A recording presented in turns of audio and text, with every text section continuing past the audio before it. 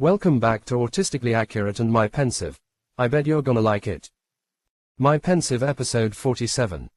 The Price of Pretension, a call for candour and meritocracy in the pursuit of justice.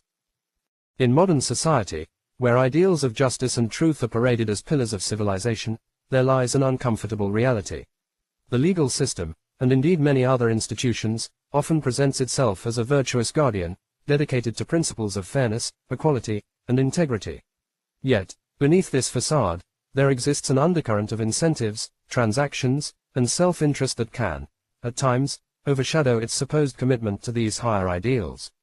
This dichotomy between idealism and reality is more than a mere disappointment. It's an insult to the intelligence of those who see through it.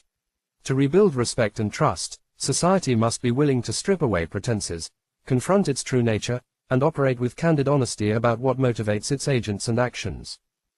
In an idealized world, those who administer the law would be unwavering in the dedication to justice, a calling beyond financial compensation or career advancement.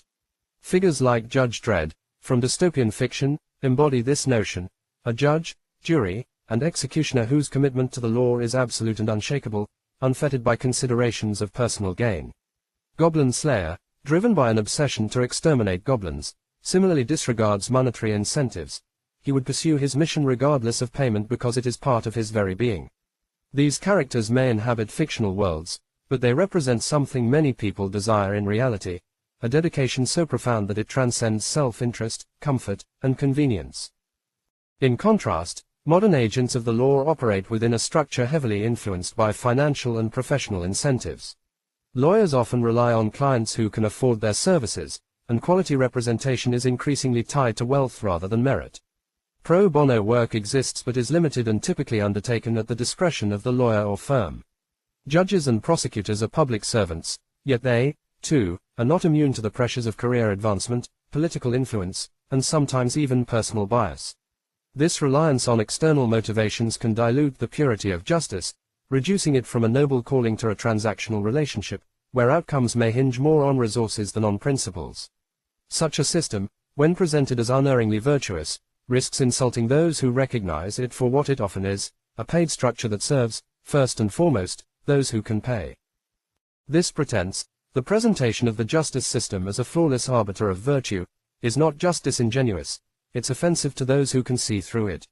It assumes a naivety in the public, as if they cannot perceive the self-serving mechanisms at work within the system. For those who value transparency, this pretense is a kind of betrayal, a dishonesty that obscures the true nature of justice as it is commonly practiced.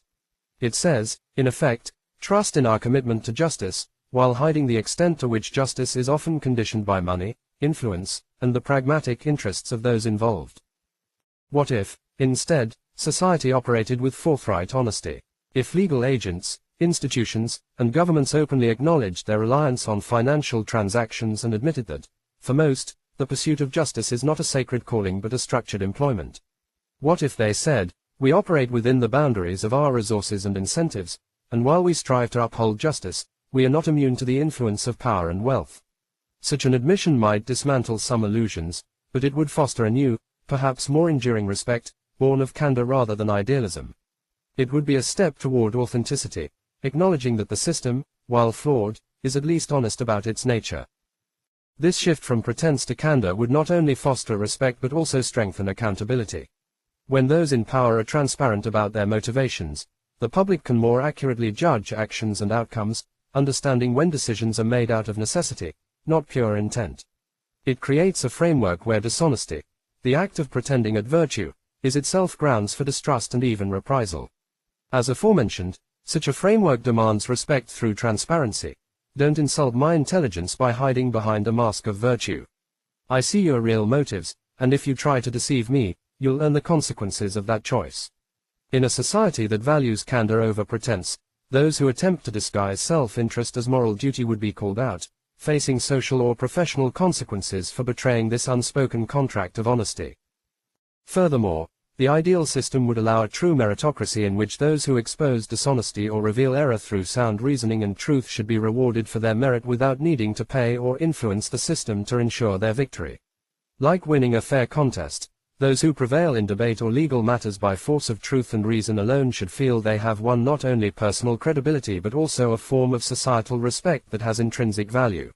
Such victories should not require financial lubrication or the clout of influence. Instead, those exposed as dishonest or in error should naturally face consequences, such as a loss of credibility or trust, because they have been revealed as undeserving through the power of truth alone. When truth and merit serve as the ultimate judge, victory is not just a personal triumph but a societal correction. This principle respects the idea that truth is self-sustaining, that a system valuing integrity does not need wealth to pay for consequences but will naturally uphold them. Such a setup embodies the essence of a meritocratic ideal, where a loss of credibility, trust, and respect becomes the self-evident price of being defeated in a fair confrontation of ideas. In this world, victory is clean and respected, and deception or error carries an inherent price, leveling the playing field for those who argue in good faith and exposing those who do not. This call for authenticity over idealism challenges society to reimagine the very nature of justice and fairness. If justice is something to be negotiated, conditioned by resources, then let it be acknowledged openly, free of the deceptive posturing that obscures its transactional nature.